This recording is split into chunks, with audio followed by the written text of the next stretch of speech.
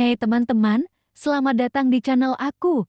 Kali ini, kita akan ngobrolin topik yang pasti pernah dialami semua orang, yaitu rasa takut akan kegagalan.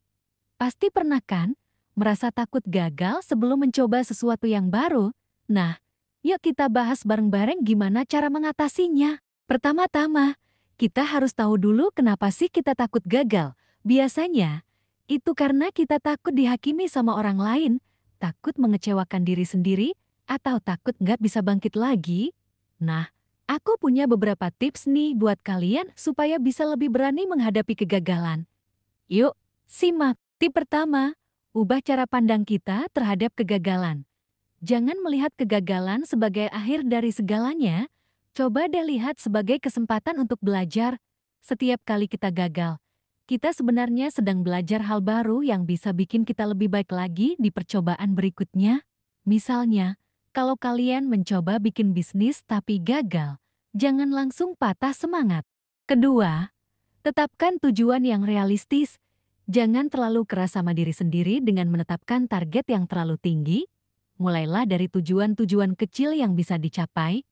Dengan begitu, kalian bisa merasakan pencapaian dan semakin termotivasi. Misalnya, kalau kalian pengen bisa lari maraton, jangan langsung targetin 42 km dalam seminggu. Mulailah dari jarak yang lebih pendek dulu, misalnya 5 km. Terus, secara bertahap tambahin jaraknya. Tip ketiga, cari dukungan dari orang-orang terdekat. Ceritakan rasa takut kalian kepada teman atau keluarga yang bisa memberikan dukungan dan motivasi. Kadang-kadang, kita cuma butuh didengar dan diberi semangat aja. Loh, misalnya, kalau kalian merasa down karena gagal dalam ujian.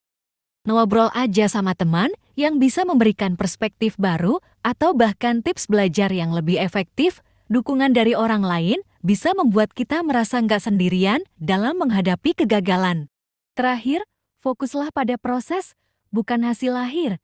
Nikmati setiap langkah yang kalian ambil dalam perjalanan menuju tujuan kalian.